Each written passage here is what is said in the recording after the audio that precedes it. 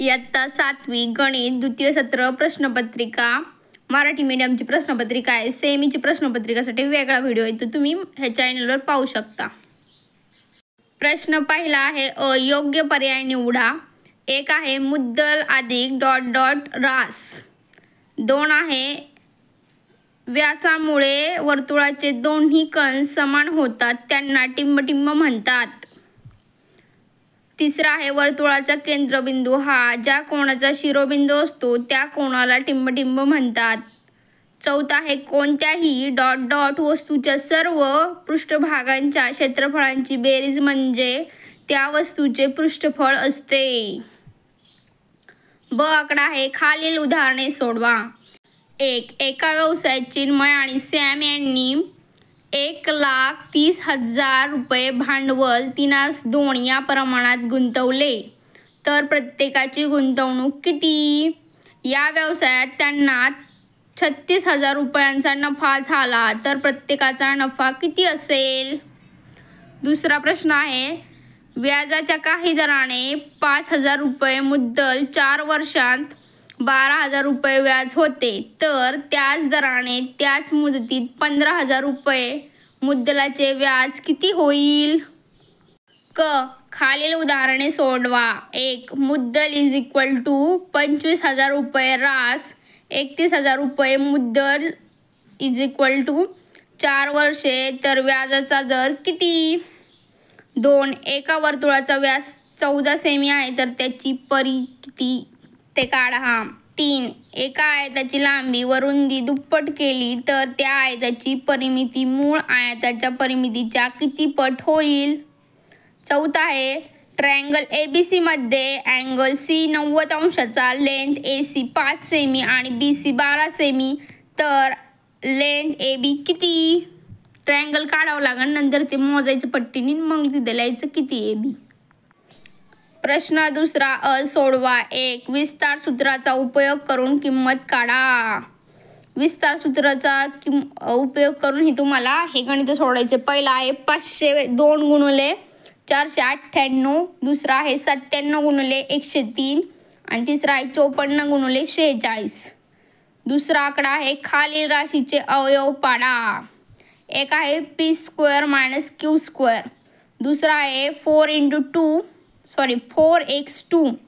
-25y². Third आहे y² - 4. तिसरा आकडा आहे एका शहरामध्ये एका आठवड्यात पडलेला पाऊस मिमी मध्ये दिला आहे, त्यावरून आठवड्याची पावसाची सरासरी काढा. 9, 11, 8, 20, 10, 16, 12. 4. एंजलने 15,000 रुपये 10/7/9 दराने काही वर्षांसाठी बँकेत ठेवले. तिला मुदतीअखेर 54 म्हणजे 5,400 रुपये सरळ व्याज मिळाले, तर तिने किती वर्षांसाठी रक्कम ठेवली? ब आहे सोडवा. गुण आहेत 10. 1. बागेतला पालापाचोळा ट्रॉलीवरून वाहून नेण्यासाठी झाकण बसवलेली पत्र्याची पेटी तयार करायची आहे. तिची लांबी 1.5 मीटर, रुंदी 1 मीटर व उंची 1 मीटर आहे. त्यासाठी एकूण किती पत्रा लागेल?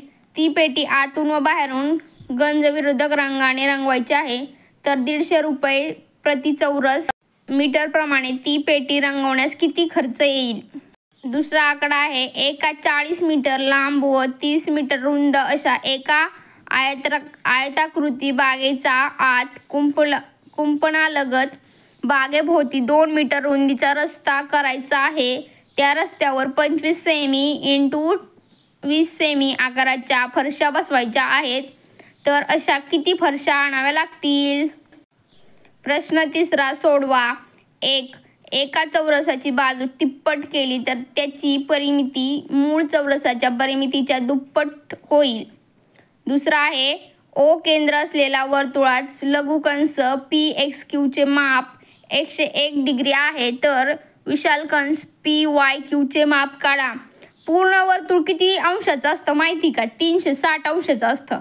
360 मधनं आपण 110 वजा केले तर किती उत्तर येईल? जे उत्तर येईल ना तेवढं कंसाचं माप असेल PYQ. 3. एका बैलगाडीच्या चाकाचा व्यास 1.4 मीटर आहे. त्या बैलगाडीला 1.1 किलोमीटर अंतर पूर्ण करण्यासाठी तिच्या चाकाचे किती फेरे होतील? 4 आहे. आकाशने द.सा.द.शे 8 दराने बँकेत 25,000 रुपये 3 वर्षांसाठी ठेव म्हणून ठेवले तर त्याला प्रत्येक वर्षी किती व्याज मिळेल? एकूण किती व्याज मिळेल? 5. रोज 13 किलोग्रॅम 500 ग्रॅम पूरक खुराक 9 गायींना पुरतो. त्याच प्रमाणात 12 गायींना किती खुराक लागेल? इथेच पेपर संपलेला आहे. तुम्ही जर चॅनलवर नवीन असाल तर चॅनलवर तुमच्या इयत्ता 7वीचे सर्व पेपर अवेलेबल आहेत, तुम्ही पाहू शकता. तुमच्या मित्रांनाही शेअर करा. थँक्यू.